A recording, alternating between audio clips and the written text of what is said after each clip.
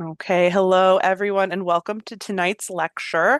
As part of the Wapawa Period America lecture series, I'm really excited to introduce Dame Eilidh Swann, OP from the Kingdom of Caid, who will be giving us the introduction to New World textiles through the lens of the Quechua-speaking communities of Cusco, Peru. So tonight's lecture, of course, like I said, is part of our Period America lecture series. This is a monthly series that promotes the study of North, South, and Central American cultures inside the SCA period. My name is Isma. I'm the coordinator for this series, as well as the previous coordinator for its original incarnation, the Wapawa New World Symposiums. Which started way back during the pandemic and have continued yearly up until this point. The symposiums over their lifetime hosted over 40 instructors with over 700 students from every kingdom in the known world. And we're really excited today for a brand new instructor on a topic that we've never had before. So I hope you are all really excited for tonight's lecture. So we're going to give a few housekeeping notes first, and then I will let Dame Eilidh take from there. But first, like we said before, this lecture is being recorded. So we're going to ask you to either raise your hand using the raise hand feature or wait for the instructor to call for you, or you can leave comments and questions in the chat. We are going to keep recording for a little while after the lecture, so there will be some time for questions. This is all designed just to keep our recording nice and clean for those who aren't able to join us tonight. All of our lectures are on our YouTube channel and will be posted in the Facebook event as well, so that you have access to those as well as any previous lectures that we have. Secondly, and I had posted this before, but in joining our lecture tonight, you are also agreeing to not just the SCA anti-bullying policies, but also the expanded Wapawa America Symposium policies against racism, xenophobia, colorism, and all other forms of discrimination. If you have concerns about any attendee or any speaker, please reach out to me. My email address is in the chat, and we can address those offline. Thirdly, we're also always looking for additional instructors for any months to come. So if you have a topic that you would like to teach, you can please reach out to me. Again, I'll put my email address in the chat for all of you. I'm really happy to announce that we do have an August lecture coming up on August 5th of 2025, where we'll be having a lecture on horses and horse culture in South America. Time and additional class info will be announced and posted broadly in all of the usual places. So I want to thank you again for coming tonight, and I will turn us over now to Dame Eilidh Swann for her wonderful presentation. Thank you so much. Well, thank you so much. I am just thrilled to be part of this community now. I missed out on the opportunity to be part of this during all of the pandemic lockdown years. But strangely enough, I was, in fact, very active in international classes for Andean weaving and spinning online. So this is very much at home for me to be talking on Zoom once again about all of these topics. And so as I present the slides and some of the information, I'm going to set some context for what this topic is and how I came to it and how that has dovetailed into my historical participation in the SCA, the Society for Creative Anachronism. And I'm spelling that out because also some of my weaver and spinner friends who are not part of the SCA are very likely to be watching this recording. So I'm thinking of two audiences right now: interested spinners and weavers who have never heard of the SCA, and SCA members who may or may not have textiles as part of their artistic research or participation, and may or may not have New World content in their historical research. So I'm hoping that this will appeal to a number of different audiences. And to then get right to the slides, I am spotlighted there and I'm going to hit share. I know I'm narrating a little too much, but hey, 5 years of Zoom. So we're good with the slides. They're appearing for you, yes? Anyone wave at the camera? Yes. Okay, good. I saw some thumbs up. So as I mentioned in the title of this, I'm really thinking about New World textiles through a very specific set of communities in the Andes Mountains in South America and over some very specific centuries. And so let's look into what we're covering here and how I got here in the first place. I did not come to this originally through a historical reenactment research project. I got here because of a modern conference with a modern teacher offering a 3-day intensive modern weaving class in Andean Backstrap. Now, often people will use the phrase backstrap weaving as a generic umbrella, but just the phrase backstrap does not tell you what kind of weaving or which people. Just like in the SCA, the word period does not define who, where, or when. And that is one of my favorite pet peeves for describing the research that we're looking at in any time of history. It must be set into context of where we're talking about, when we're talking about, and who we are talking about in order to encompass it into a phrase like, well, from this period. So, backstrap weaving is any setup where the weaver themselves is part of the loom. And so I've put just a few examples here. The community you see on the far left is the community from Chinchero in the Cusco region of Peru in the Andes, and they have been the focus of some of my study. And so you can see that they love to get together in a community environment for weaving around a single anchor point, and each of them has their own loom, and they're working on their work together in a communal space. There's also a huge tradition of backstrap weaving from the far Arctic North, whether that is the indigenous Sami people or a number of Viking era Scandinavian reenactments or some of the other Baltic areas. And they might be doing pickup as an English phrase to describe some of their weaving technique. They might be using a rigid heddle to describe some of the hardware that helps with their loom and the changing of the sheds. But just saying backstrap weaving doesn't define any of that either. Continuing in the New World, there are a number of cultural traditions of backstrap weaving, which vary from one another. It is not a universal backstrap weaving style in the New World in any of the centuries or locations or peoples.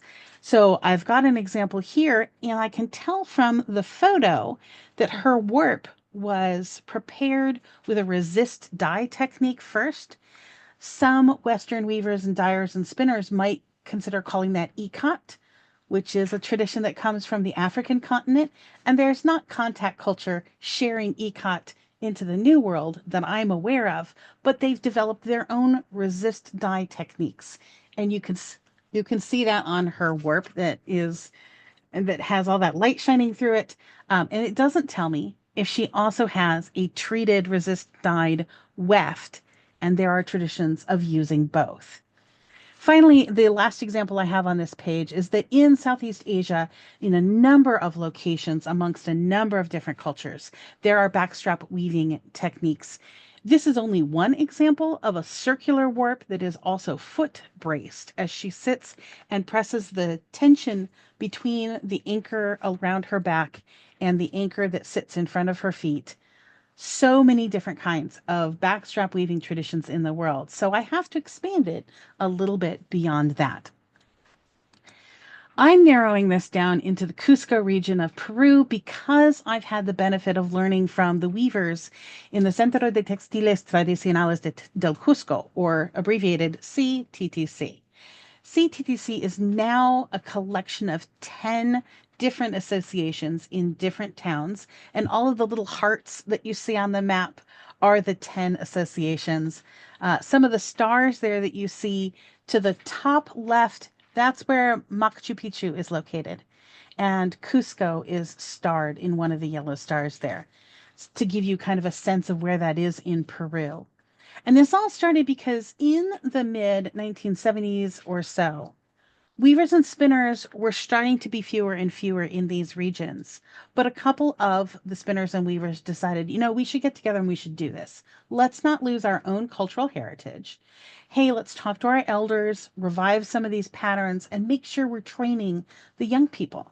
And so throughout the 70s, 80s, and 90s, they were doing this very casually in their communities, building up a repertoire of their designs, their techniques, and that integral community involvement amongst the textile workers.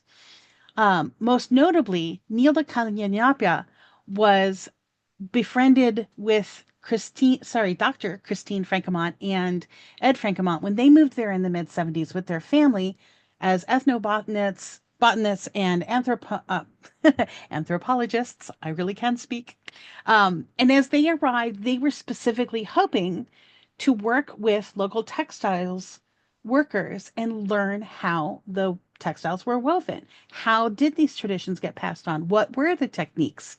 And Nilda partnered with them. They ended up creating a community center together, which ended up being replaced by a nonprofit. And that's some of the history of where CTTC came from in the first place. The communities that are associated with CTTC can all be looked at in detail on the CTTC website. I highly recommend you go to Google and just type CTTC Peru. You'll be able to find textoscusco.org and read about each of the different individual communities, see some of their work, meet some of the master weavers by name in these communities who are keeping this going. Now, I mentioned Nilda. Nilda is the reason why a lot of this has become accessible to English speakers. Because as she was working with the Francomonts in the 70s and then developing this community center and this nonprofit, she also had the opportunity to publish a number of really, really thorough books, not only describing the textiles of Chinchero very specifically, that top right hand image is what we jokingly call Nilda's Big Book. And the Big Book is half in Spanish, half in English, and has amazing, rich photos and descriptions of not only the whole history of textiles, traditional clothing, and how they got to some of these designs and how they've developed as weavers that are learning from the very beginning up to their mastery of their craft, but also has some of the actual techniques spelled out in step by step things in both secrets and in weaving in those two smaller books, and gives a lot of the cultural context for these textiles and how they've changed over time, and a number of interviews with a lot of the elders and the master weavers of the communities to document what things were like when they were children, when they were first weaving, what textiles they've seen around them in the communities. If you have a chance to get these books, absolutely do. Now, I'll warn you, Neela's Big Book is out of print. So often you can find it listed for ridiculous prices on Amazon secondhand, but you might want to put a little notification on thrift books or other stores that will tell you when a secondhand copy comes in, because then you can typically find it for closer to $35 to $50 US. They are the only way I was able to learn designs before we had an international community online. And I often used to think of these books. And yes, Elizabeth points out that this is available electronically. Most of her books are available electronically. So you can take a look into those options as well. When we didn't have an international community of weavers working together online, and I didn't yet own any textiles, the way I found out about new designs were through these books. And there's a number of techniques that are spelled out step by step in some of the smaller books. I finally had the good chance to meet Nilda in person just this year in February. She is still touring as a speaker and is featured at a number of events. She came to UCLA's Fowler Museum in February on a torrential rain night, and we all came to hear her lecture, see the presentation of the textiles and the weavers themselves, and hear about their path to recovering older techniques, and then have a trunk show where we're able to purchase products that are hand spun, naturally dyed, and hand woven by the master weavers of the 10 different communities of CTTC. Nilda was a teenager, an older teenager, when the Francomonts moved to town. And Abby was less than 5 years old when she first moved there and was instantly immersed into a trilingual environment of speaking Quechua, English, and Spanish. As a 5-year-old, she was behind the times for learning to spin and weave. So naturally, the members of the community said, we've got to train her up right. And so rather than just the invisible way in which children are constantly taught when they're surrounded by these things, they had to think overtly about, how do we train somebody in spinning? How do we train somebody in weaving? And to get her, quote unquote, up to speed, to make certain that she was raised as a proper spinner and weaver or textiles master. and all of the things that go into that cultural experience. So, as she teaches us in a number of courses over the years in person and now online through the pandemic years, we had live classes over Zoom, which are now available as classes in a recorded format. Everything has been immersed in. If you aren't paying attention to the culture and the language, you're not actually learning it. And since the literacy of the community is in the textiles rather than written charts or written language, learning to weave, we've been making certain that we emphasize you're going to learn to read the textiles. You're going to learn to memorize, and I say that in quotes, how to do these patterns because it's more like when you are taught beginning level of choreography for a dance style, or like you are taught martial arts or fighting skills. There's fundamentals that you learn first, and then everything else builds from that. You learn a couple of letters, and you're able to read words like bat and cat, and then you get a couple more letters, and now you can get larger words, ball and call, and you build your skills incrementally. That's the same way in which the weaving skills and the spinning skills are taught in the culture. So now I'm going to shift for a moment from this modern experience where I saw my spindle hero who wrote Respect to the Spindle teaching a class, and I jumped in without knowing anything about what it was, to now I'm going to put on my history hat. Well, so who are the cultures that this come from? What centuries, what locations were these cultures from?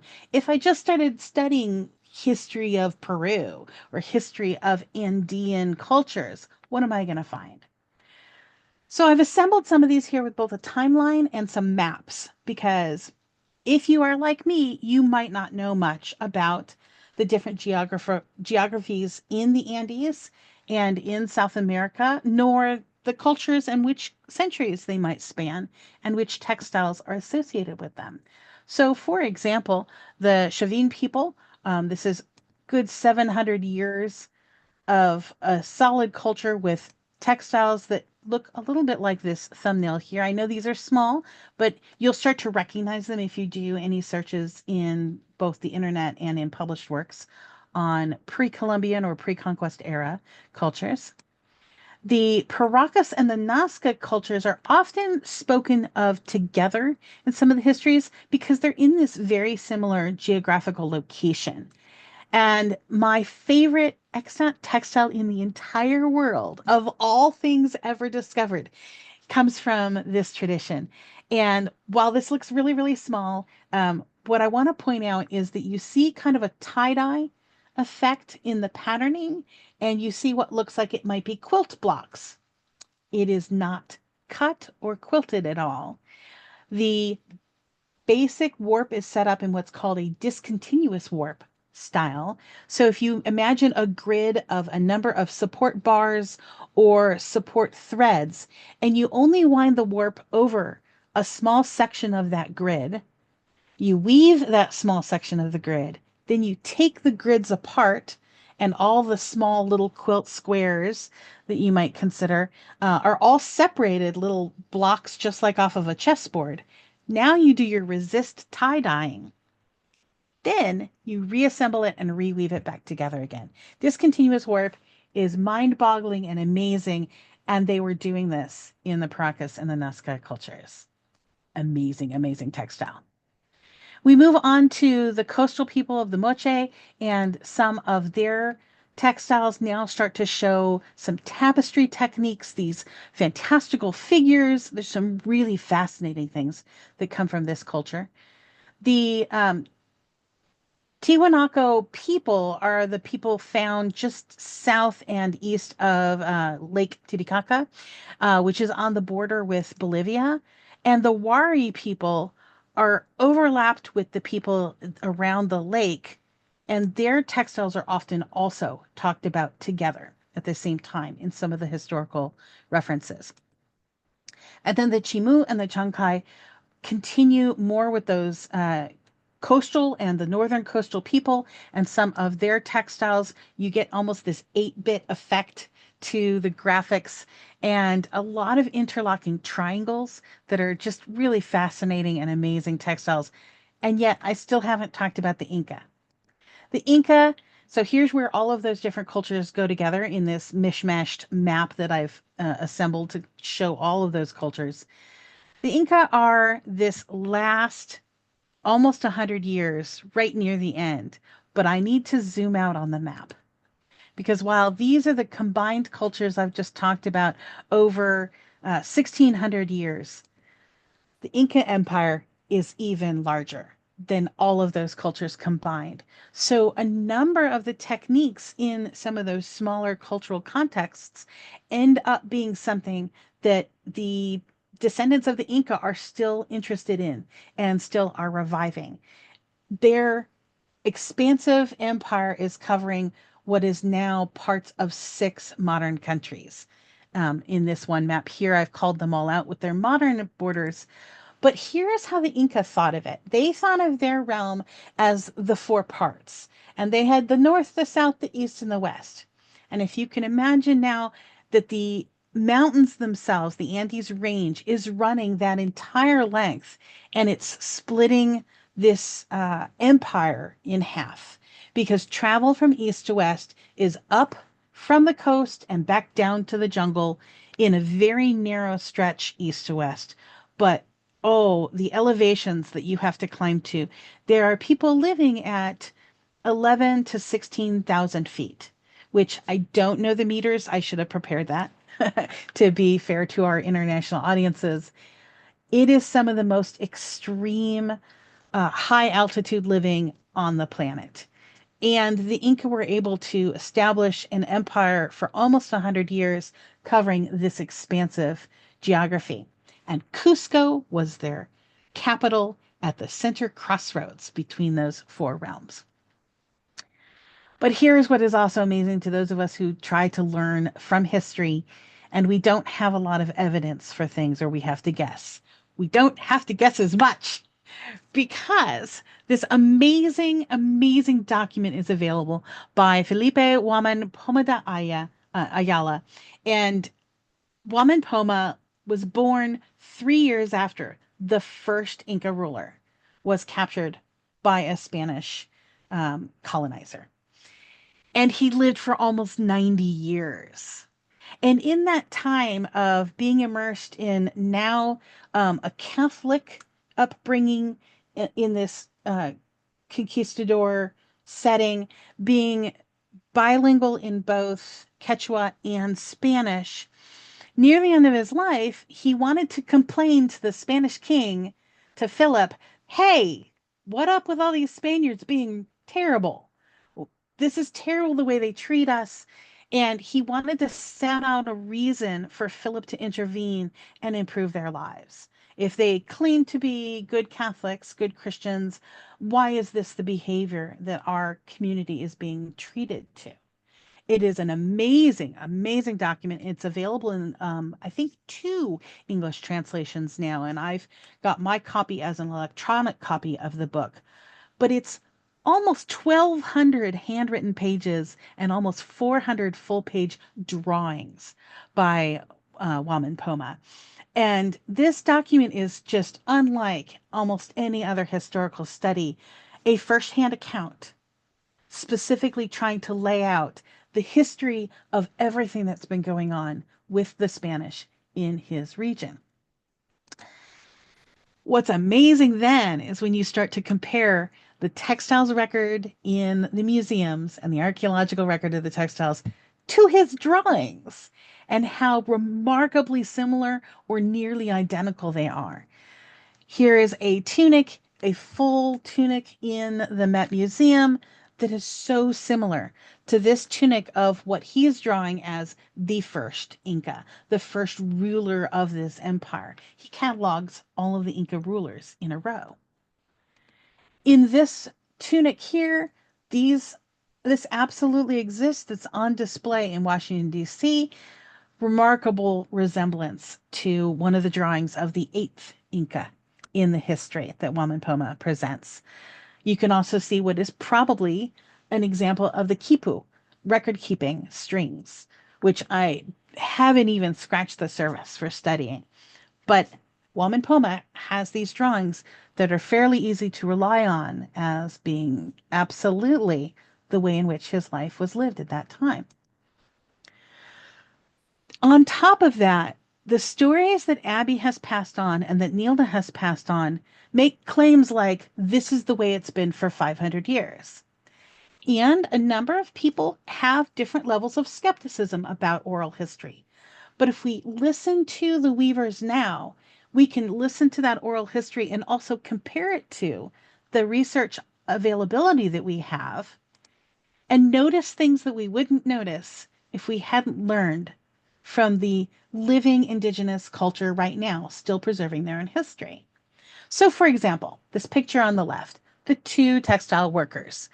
It calls it the his caption, Wamapoma's caption says the third age of the Indian, and what he's cataloging are the um, chronological ages of children through adults and the typical activities they're doing at different ages. And I forgot to make a note of what age these two girls are supposed to be, but he's cataloging what's typical for the textiles workers at different ages of their life. But you see a spindle on the left and a ball of yarn on the ground and a spindle on the right. So why is there a ball of yarn on the ground? How is that working? Well, from Abby's description and Nilda's description in the workflow, yes, first you spin on a spindle. This is a typical current day Peruvian spindle that you can find in the market right next to the spatulas. If you need a wooden spoon, go to the market, get a wooden spoon. Oh, I also need a spindle. Let's just grab a spindle from the market. That's the ones that they use. The whirl of this spindle is made out of balsa wood. The shaft is a carved piece of eucalyptus. It is absolutely my favorite type of spindle now in the world. It's the workhorse of not only their tradition, but now it's the workhorse of my tradition. But what do you do with it? So, Andean plying. You may have heard Andean plying as a description for an intricately wrapped thing on your hand and fingers. That's a small trick to do with a small amount of thread, and it's a misunderstanding of something published by Abby's father, Ed Frankemont. Andean plying is really take two full spindles, put them in the ground, just jab them right into the grass or whatever, and then pull the singles off the top of the yarn and wrap them together as a pair, but don't ply them yet. Don't twist them together yet, because we still have more steps to do. You're going to take that paired singles ball of yarn and you're going to do a figure eight skein, very large, very loose. And that figure eight skein with the overlap of the crisscross at the figure eight mark helps keep that yarn from getting tangled in the dye pot. And these dye pots are not precious dye pots. There are giant sticks. It's boiling. We're stabbing things with sticks. And the natural dye stuff, it's leaves and twigs and bits all in the water, all at the same time. One of the reasons why the dyeing only happens every now and then is how long it takes to boil things at 11,000 feet. At high altitude, the boiling point is lower than the boiling point at sea level, but it takes so much longer. So you save up all of your yarn that's not dyed yet until a big dye day when everyone gets together in a communal way, uses these huge dye pots and does all their dyeing at once. I really should have included a photo from dye days, but I'll share that with people later if I can. The figure eight skein goes into the dye baths. The dye baths get rinsed, and you take that figure eight skein, you put it back into a paired singles ball again, and then you ply it. Because you're going to ply it with such high twist that were you to try to dye it with high twist, the dye would not penetrate the fibers as well. So now I look at Waman image again, and I know exactly what's going on. There's undyed fiber on the left that she is spinning, and there is a dyed paired singles ball on the ground that she is now plying on not her spinning spindle, but her plying spindle, which is called a kanti. So I know that's a pushka, I know that's a kanti, and they're even different sizes. The one who is plying her yarn from the ball of yarn is using the larger tool, and that is absolutely still a tradition. in the Cusco region amongst these communities. Finally, the last picture here from Waman, she's using a handheld distaff. That's not very commonly done in the Cusco region communities currently, but they do mention that it's still done in some other rural areas in the Andes. So it's a new area of research for me to look into, trying to make myself a distaff, trying to spin with it as a handheld tool with my spindle, my pushka. So I have something from history that I can try that has not made it into the current tradition. Typically, you have your wool from a sheep, which came at conquest era, or you have your camelid fibers, so llama and alpaca, guanaco and vicuña, whichever your fiber is that you're spinning in the Andes, those fibers get pretty much rinsed or cleaned a little bit, but not scoured. Because again, how long does it take to boil water at elevation? So you rinse it in these glacier runoffs. Oh, yeah, there's glaciers at the top of these mountains. So it's glacier cold runoff. You rinse the fiber and it dries, and then you just absolutely straight from it, no carding, no combing, spin directly into your singles. So you could have that fluff controlled under your arm. You could have it wrapped around your wrist. You could have a handheld distaff. And that's from Wamapoman's drawings and not as common in some of the CTTC areas, but is still in existence in some of the spinning communities in other parts of the Andes. Finally, these drawings of Wamapoans are showing again those different ages of typical things happening to children and young women at different ages. This is captioned as a 5-year-old carrying water in her pottery on her head with a narrow band. And I point out the narrow band because this is how the weavers are taught their skills. You start narrow and then you build up in skill. Because by the time you are a master weaver in your community, you're going to look like this second drawing. She not only has her back strap, but you can see multiple sheds through the large piece of cloth. You can see the stick with the string handles on it, just like in the full color photo. You can see that she's got a stick that is holding another shed at the very top, but that also could be a drawing of her weft wound on a stick. So passing the weft could also be a little bit about what that drawing might be. What is amazing to me is how much of that looks just identical today to the weavers in the area. So, what is the workflow? According to CTTC and the community of weavers, this is the way in which you teach your children to be raised to be good weavers and spinners. You start them out spinning first. You teach them to spin and to ply on spindles.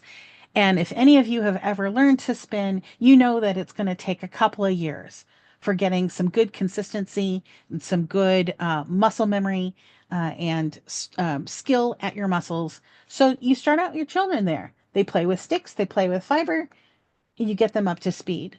They're going to need that skill when they start to learn to weave, but they don't make their first warps. I'm going to put a pin in that, save that for a moment. They get handed a pre-configured warp that has everything in it that they need. You just put on a belt or a string around your waist, connect to an anchor point, connect to yourself, and start to learn.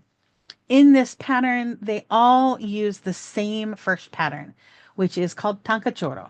And tankachoro looks a little bit like some X's and O's interlocking almost like a repeated Escher drawing shape or puzzle pieces.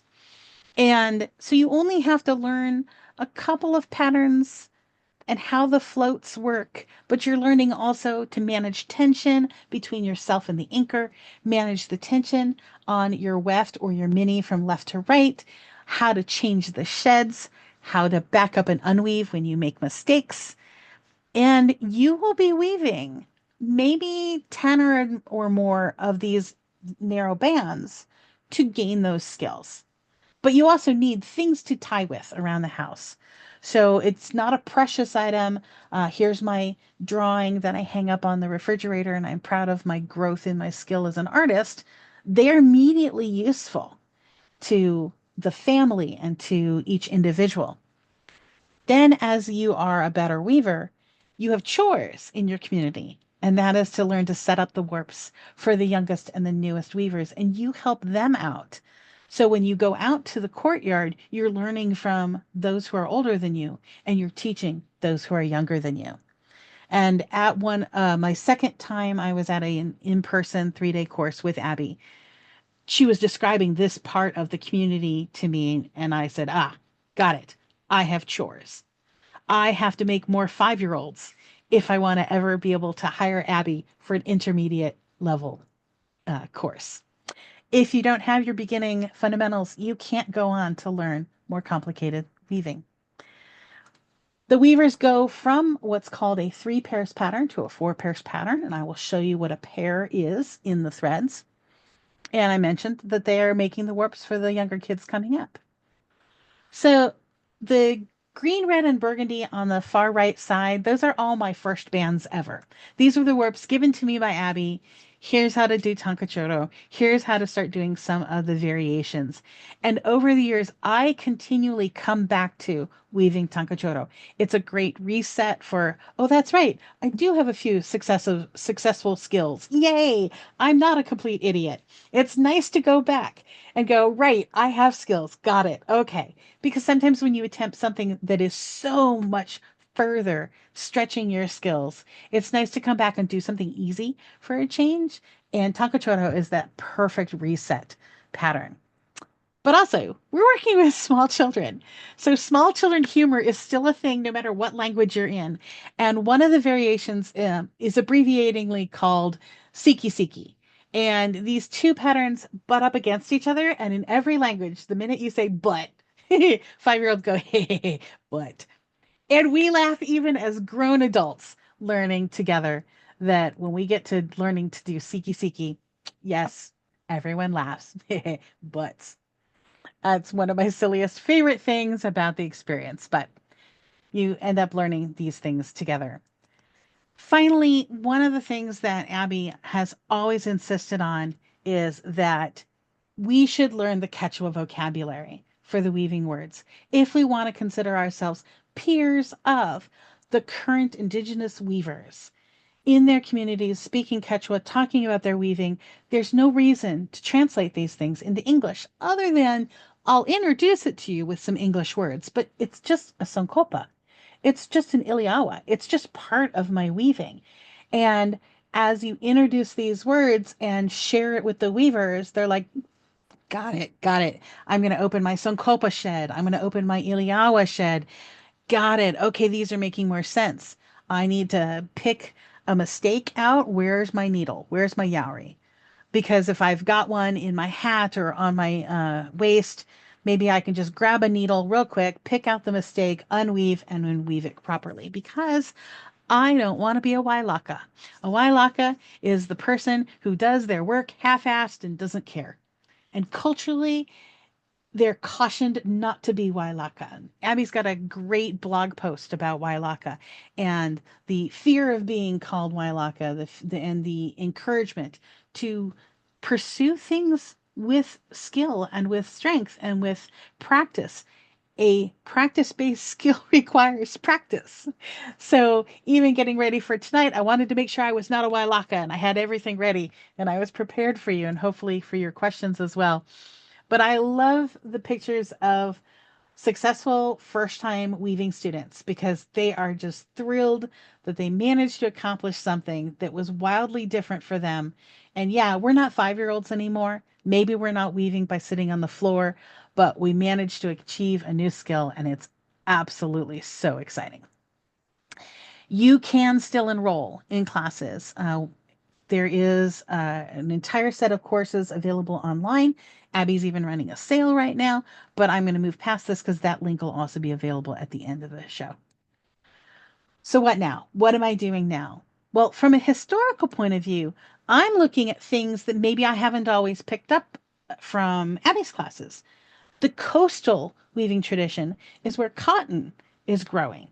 Peruvian cotton is a native fiber.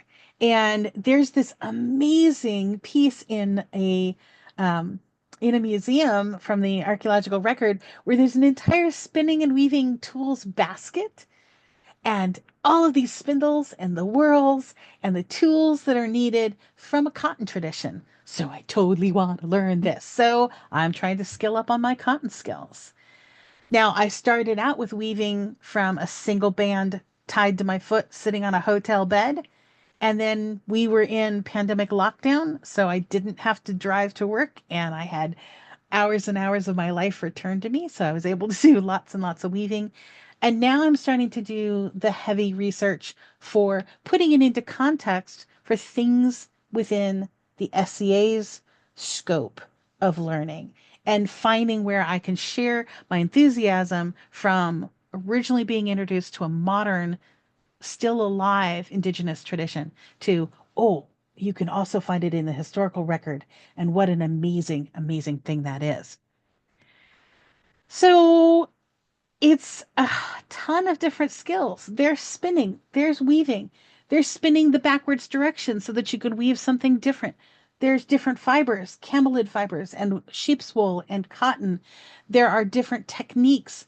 Learning to weave forest selvages, where you start at one end, you weave most of the way, you turn the whole loom around, you weave again from the other end, and you meet in the middle by needle weaving in the middle. I'm still gaining that skill. There are techniques that came at the conquest era. So this center bubble calls out lei payai. It's a supplementary warp technique that was brought by the Spaniards. So it's clearly conquest era. But even in post-conquest, the weavers developed other things having been introduced to this technique. It was introduced because they were going to take free labor from the indigenous people and earn the profit back in Europe selling textiles that they took for cheap and sold for profit, which I'm sure comes as no surprise to you. But there are some techniques that make it really interesting for a weaver. Finally, the largest whip in progress in my image here. While I was doing it during a contest month and I spent a month on it, it nearly broke my brain and I had to set it aside. So it's waiting for me to be ready to tackle this again. I do see the note in chat about high twist, and I will definitely demonstrate that with the live demo. But the reason the high plying twist is in place is to keep the yarn from pilling up with high friction in the weaving technique. And the denser yarn is going to make a denser fabric, which is going to help with the winds at that altitude, as well as the tension that you put on the loom. And that high tension is going to be have reduced risk of the threads breaking if the threads have a higher level of plying twist. And anyone who's ever warped up a loom and had a softer yarn break constantly on their loom would recognize, oh, okay, anything I can do to keep my warp threads from breaking would be really, really awesome. So I'm doing a lot of demos and instruction in classes. Take a look specifically at that top left image where the sheds are being opened sideways into these little triangles. I'm going to do that with our live demo. And this is a great time for me to pause my share, answer any specific questions from the lecture portion, and then switch over to my live camera. So I would love to know, did I miss anything specific in some of the chat that I can address before I go to the live demo? There was a question earlier. Someone was asking if the slides will be available separately from the recording. I think I should be able to make those available. I can probably get those into a PDF and put that on Google Drive and then post a link to that so you guys can reference some of those as well. I'd be happy to. Any other questions before I go to the live demo? All right, shall we weave? All right, I've got a second camera and I'm going to leave this to Megan to connect the proper spotlight for me. And what I've done here is I've just got a piece of yarn around my waist, this yellow acrylic yarn, and I have folded a piece of cloth to be like an apron pocket. And this is the way in which I weave most of the time, because I can drop things into that little folded cloth apron pocket that I have created. And this is a very typical way to attach your band at any time, and that's just to put an embroidery needle or a blunt needle through the fabric on two sides around the backstrap that I've got going on here. This is a really strange warp. When I first realized I wanted to teach people, I also knew that eyesight across the table with small threads is not going to be ideal for a lot of learners. So I started hand spinning and adding higher twist to bulky wool yarn in order to make a bulky demo warp. And Abby laughed and said, "All right, you let me know how that works out for you." Because, of course, some of what you learn is what happened when you tried. And weaving with thicker yarns is harder. And I've got lint everywhere because this is not a very, very high twist yarn. And so I have to fight some of the setup here in order to do a good demo, but I'm going to do my best for you here. I've got, these are what are called my iliawa, these individual continuously looped heddles. One of them broke, hence the funny little extra one. And then this one here, as I tilt this up, is holding a different shed, and it's a singular loop that goes through half of the threads. So if I lift my singular loop, my sankopa, and I press forward, I can drop those iliawa loops down, and those threads slide past each other. If I were to pull one of these loops up, let's pull this little guy up, a single individual thread is going to come up that came from the bottom shed. So if I do that with an entire shed, with my iliawa, I'm going to use this Sonkopa and iliawa sideways, and this is where I pointed out that one photo of the triangular shed openings. And I have to do something weird there in order to get that second shed open under the iliawa. And there is my dark shed, light shed. What are you talking about? I'm talking about the internal pattern threads. The blue are dark and the yellow are light, and I can ignore the outside edges in the red or the burgundy because they are just plain weave. And so there's no pattern at all, so I don't even have to think about them. So I've taken my weft bundle, my mini, out, and I have a yellow shed here, and I could put a shed stick or a kaiwa in there. I can then use both my Sonkopa and my Iliawa to separate the threads to get my second shed to open, which is only unusual there because of how thick and fuzzy this warp is. And I now have two sheds, and you can see the cross between the threads alternating one red, another red, the second red, the second red. So if I look at those patterns in the middle, I mentioned that we're going to learn on 3 pairs. So this is a single pair of threads. And one of the few words I know, or few contexts I know in English where the word pair means 4 things, are finger symbols. So if you've been a belly dancer, been around belly dancers, been around percussionists who use finger symbols, there are pieces of metal on 4 fingers. Your middle fingers have a symbol, and your thumbs each have a symbol, which means that when they clack together, there are 4 pieces of metal in your zills.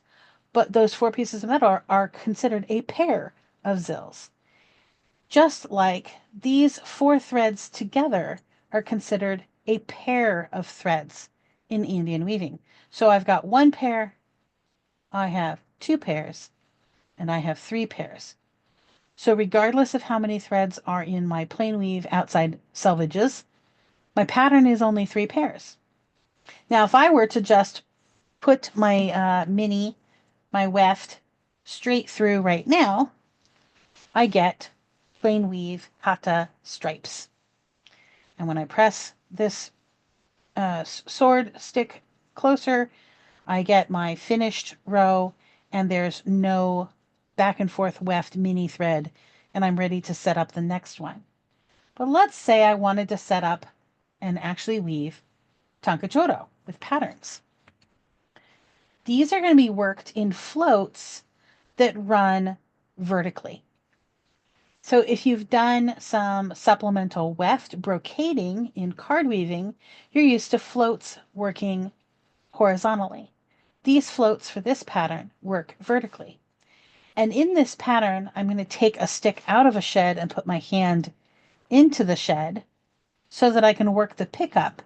And in this case, I'm going to separate out that middle pair, and I'm going to let go of all of the threads, and that second shed stick is holding the yellows available to be lifted. And I've just changed my pattern into two darks, two lights, two darks. And I want to weave that. I'm letting you know that is the pattern. So I weave that row, I bring that stick forward, I set up the second stick so that I can have two sheds on sticks again, one dark, one light, and I'm back to this here where every thread is crisscrossed and on the right stick, and I don't have any mistakes in setting up my two sheds. I can take my hand out, and I would like to do the exact same pattern of colors again, two darks, two lights, two darks, but I'm holding all lights. This time, instead of the middle, I have to change the outside pairs. So I separate them out. I hold on to my selvages so that they don't change at all. I drop everything and pick up the darks. They're already ready. They're going to get woven. This one's the correct color, so it's going to get woven like that. But this set here, I'm going to drop all four of those threads, the entire pair. And you can see that the stick made the blues just pop right back up. There's the pattern that I want for the colors. I'm going to bring my weft through. I'm going to bring that shed down as the close to me shed is my dark shed now. And then I'm going to set up my second shed on a second stick again. This guy. There we go. And I can check. Does my cross look good? It does. Well, in my pattern, this is going to be a plain weave dark row. So this is great for small children because they actually get a freebie row. They don't have to do anything. They're on a dark row and it's supposed to be a plain weave. Excellent. You're doing it right. Push that down. Change these sheds on fuzzy thick thread, which is just hilarious to work with. Some of the weavers just find this example warp of mine hilarious, and I love that they see the problems, but they see why I use it. Here, I'm going to use two lights, two darks, two lights. So I'm back to changing just the middle pair, dropping all the threads. Those blues pop right up for me. That's the pattern I want. I put my weft, my mini, through. I know I have finished weaving when I've pulled the sword forward. I set up another shed, put in another sword, move my stick up, and I need another plain row, and I need it to be dark. So I haven't made any mistakes. My plain row is here. That's good news for me. I'm a kid who gets a freebie. There's my freebie. And now I get to do the last two rows of this forked stick, the tanka that's in this part of the pattern. So I set up my two sticks again. And place that one there. Make sure the cross looks good. Hold on to these. This is going to be the same up here. Where I had these long dark legs, I'm going to have long dark arms above his little head, body. So darks on the outsides, change that pair. Light in the middle, darks on the outside, change that pair. Throw my weft, finish the row, set up second shed on the second stick. There are ways to do this with only one stick, but I might as well show you two because you're going to need two later as a weaver. I need the same pattern one more time, so I'm just changing my middle shed to light. And then my tanka is complete. My forked stick is forked and doubled top and bottom, but I'm going to finish off the shell that's in the middle, or the rest of the pattern. The circle is not exactly a shell, but I'm not getting into the full cosmology of everything about Tankachoro. I'm just weaving it for you live. I need a plain weave light row. So yay, I've done it right and I don't have to unweave any mistakes. I'm on a light shed and I need a plain weave light shed. I advance the stick. I set up my second shed and we are almost at the end of the full pattern repeat. Here I need lights on the outside in order to make the figure that looks almost like an O. So I'm going to take the outside pair, drop them all and pick up the lights, keep the dark middle, take the outside pair, drop them all, pick up the lights. I like the colors that I'm holding on my hand. I am weaving it correctly. I finish that row. I need another light row to follow in a plain weave. I'm leaning forward slightly to reduce the tension in order to open up that shed. But it's a plain row. And if you look at the finished repeat that I have just completed, the first row I started on was a plain weave light color. And then the little feet of the tanka started. My very next couple of rows are going to be exactly the same as the original first couple of rows. But just so that you can really fully see it happening, I'll just do at least 2 or 3 picks, and then I will check in with what questions you might have, and I have one other demo for you. But now you can see that those are identical to those legs right there.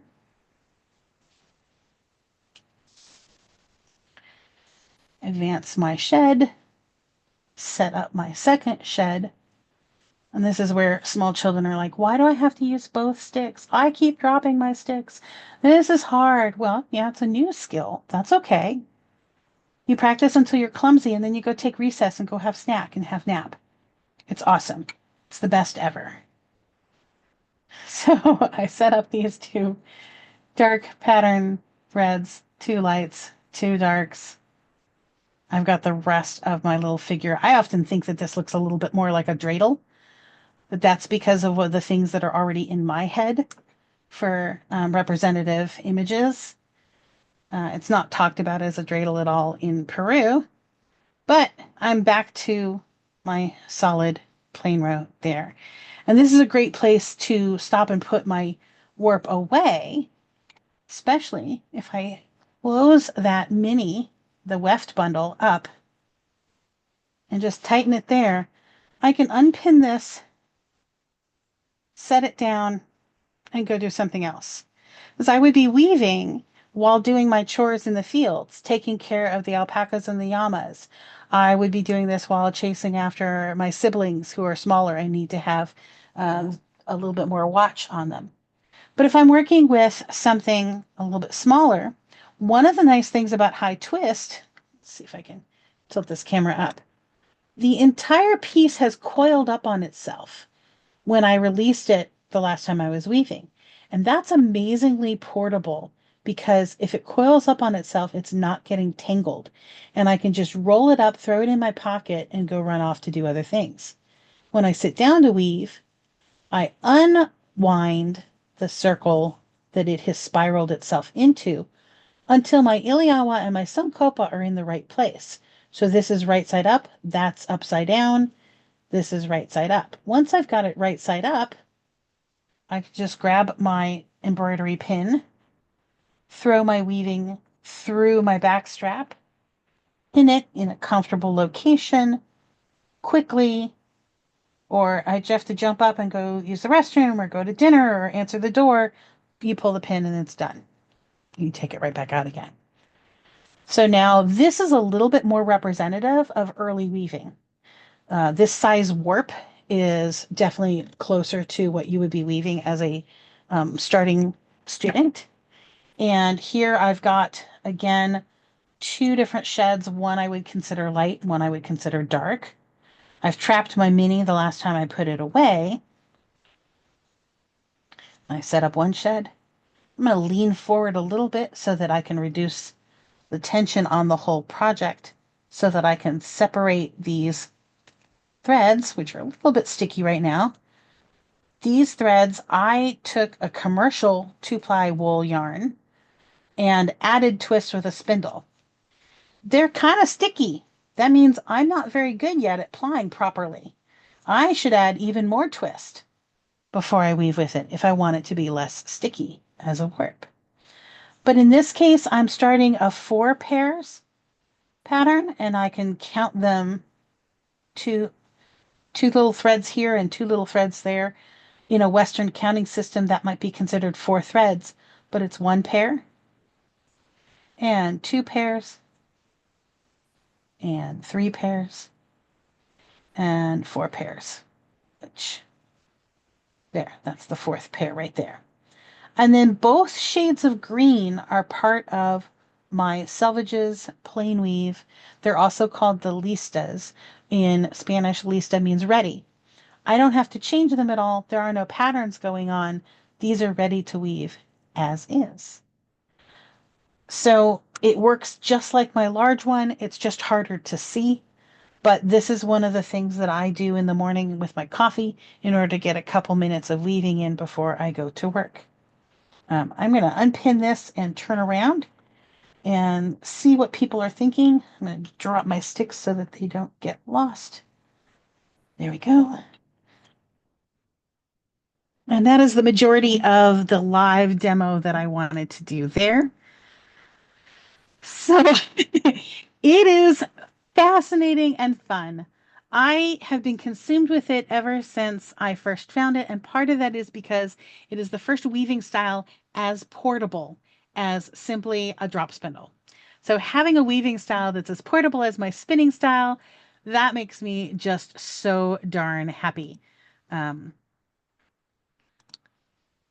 let's see. Have there been any questions that I should address right now from the live weaving? You can wave your hands. You can put your hand up. You could turn off your mute. Let me know.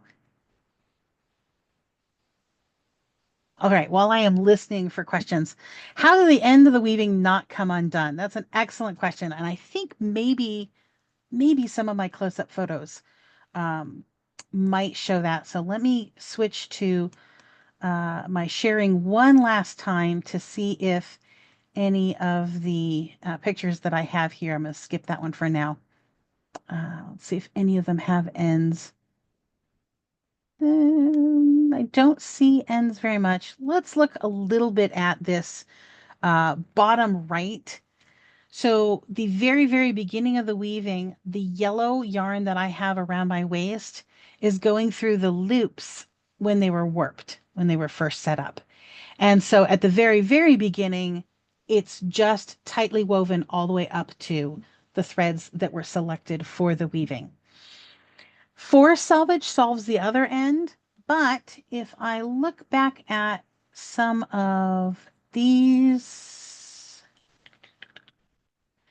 items on the table here, I make braids and tassels from the far end, very typically with a band. If I really needed to cut a band for some reason, I could just do some blanket stitching or other treatment to the end. But most of the time, the weaving really is from end to end and selvage to selvage. And the cultural development of the different skills primarily relied on stonework, pottery, and textiles. Most of the metalwork was not iron tool based. You might have some use of iron, but they were very well known for their silver, gold, and copper. Softer metals. So a lot of the textile solutions that were created in the technology is done without cutting any of the threads. Maybe you just snap them off and then tie a knot, but there's not a lot of scissors and sewing of seams together the way we think of the traditions from some of the Western weaving traditions. There are seams that are sewn together and elaborately embroidered. May or may not have a sample of that here. Um, but yes, the question about how would you then treat a commercial wool in order to give it high enough twist to weave with is absolutely covered in some of the class materials that Abby and I have recorded over the years. Or if you just wanted to talk to me privately, I would be happy to talk to you about which wool yarns work best for that. You are welcome to take note of my email address here. Um, some of the samples I have here include what happened when lockdown first happened. I had lots of time to start weaving a variety of different patterns. The dye stuffs across the top I've done entirely at other people's dye days. It's amazing when other people get interested in dyeing, then I don't have to have pots and pans and all of the supplies, but I can show up with all of my white yarns and then take them through the colors that are available at my local community dye day. When we did a challenge in December of 2020, later I compared the blue, white, and orange and brown band at the top right side where it's labeled My Weaving to a piece that was from CTTC that was given to me as a gift. And darn it, if it didn't identically match in size and pattern setups, which was a huge shock to me and really exciting. And then there's that bulky yarn that I was first working on there. One of the other techniques that I want to show in the close up is this optical illusion of a twill in these stripes because half the threads are spun to the left and plied to the right, half of them are spun to the right and plied to the left, and then they are warped up next to each other, and the texture of the ply direction creates those V's and chevrons in the patterned cloth, and I'm learning to do that. I have 8 ounces spun one way and 8 ounces spun the other way that have been dyed that are going to become this here. One of the people in chat have asked me about pebble weave. Pebble weave is a phrase that shows up mostly from one specific teacher, and she now describes it as I call this pebble weave. It is occasionally mentioned in a few of Nilda's books in passing, but it's not typically a major topic of, oh, look, these are pebble weave patterns. But when you are weaving, and you have long floats that need to get tacked down, you can see in this right-hand side little tiny orange polka dots, little tiny black polka dots, little tiny, or sorry, brown, little tiny pink or blue polka dots in these patterns. And it's not that I think of all of this complementary weave structure as being quote unquote pebble weave, but the complementary weave structure requires that the floats get tacked down occasionally, and so you get this pebble-like appearance. But I don't dwell on the phrase pebble weave because it's not a widely used phrase, although it is very common from a very specific instructor. One of the silliest things that I have found over years is how am I going to tie up and live in a Western environment with chairs and tables? So I have an entire photo album that I call my Gringo Solutions to tie-ups because I live where I do and with the limitations of what my body is capable of. And the accessible ways for me to weave are to find an anchor point that is higher than my waist that I can then lean back from. So in the early years of my weaving, I was tying up to a clamp on a table, or once killing 2 hours in a parking lot, so tying up to my steering wheel, or tying up to my carry-on luggage in a hotel lobby. But also, luggage became a really portable way for me to take an anchor with me somewhere, whether I was sitting at the couch during lockdown and using a blanket as a catch-all for my sticks and for my weft, or if I'm actually traveling to a course and studying with Abby in person and bringing my Rolly carry-on bag into the room and making that my anchor point so that I can sit comfortably in a Western style four-legged chair and still make an anchor point that is higher than my waist, that I can then push my feet against the luggage to establish really good tension. But I've had longer pieces that I was working on. So I've tied up to hotel furniture. I've sat outside of my car on a folding table, folding chair. I've tied up to a chair in a library and sat on the floor. And I was amazed after all of the rigmarole I tried to put myself through for a really long warp that the best way to weave was to tie it up and sit really far away and make the tension over the entire warp rather than try to fold it someplace in a secured and multiple. If I just did it the way the weavers do it, huh? Fancy that. Hundreds and hundreds of years of experience, they came up with the best way to weave. Once I sat down on the floor and put my anchor point really far away, my weaving went faster and better, and it was marvelous. I also have this two-layered folding table that I can take with me to indoor events. And that anchor point, the table is fairly heavy. Its legs are made of metal. I bought it off of the internet and it travels well. It's portable. I can tie up to it neatly and I can do demos really easily from it. So it is just another Western solution that I found for the way in which I travel, teach, or demo. Um, but honestly, the very best way to tie up for this weaving would be the way we see the weavers at the very beginning of this here, right there. One anchor point in a community in the courtyard with your courtyard mates. Your courtyard mates are going to not only spur you on to do better weaving, they're going to assist you with warping up a large warp together. And if you are the big kid in the courtyard, your job is to take up your chores and train the younger kids in the courtyard, which is the way I have to do things. So I'm older than everybody else in my courtyard in my weaving experience. Therefore, I have more chores than they do. And my job is to be a good big kid in the courtyard. So my fellow weavers online with me call me a big kid in the courtyard. If I'm weaving without permission, I call it my feral courtyard. I love inviting people to my feral courtyard to weave along with me. Um, so this is where I can say I'm ready for the last questions that you might have for me.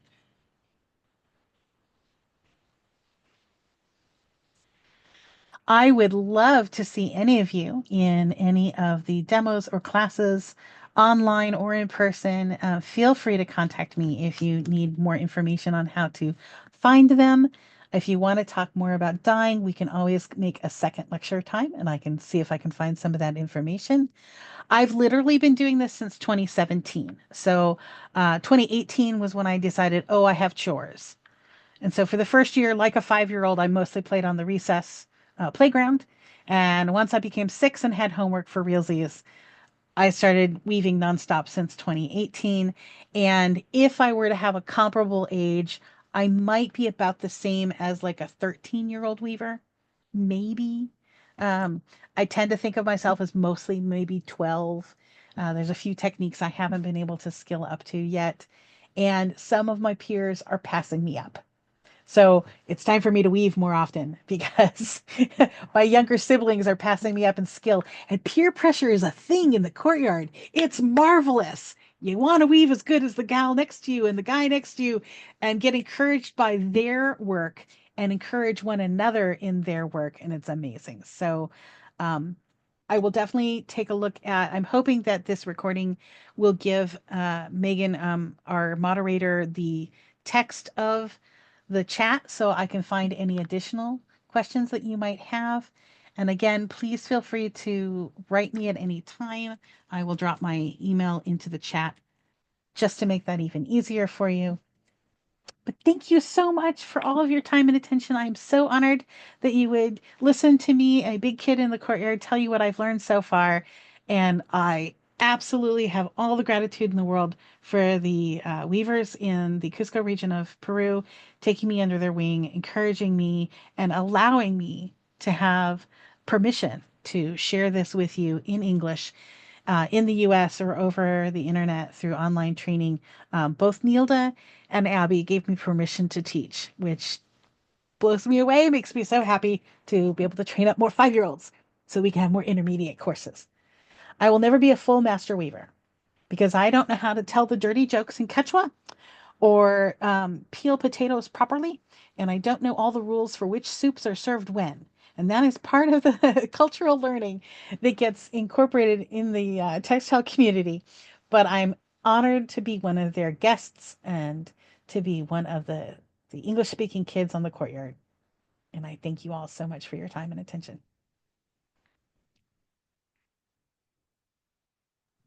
All right. Thank you again so much. This was a wonderful class. I hope everyone learned a lot. Again, we do have an upcoming class in August about horses and horse culture. We are still coordinating our June class, but I think that's also going to be very popular.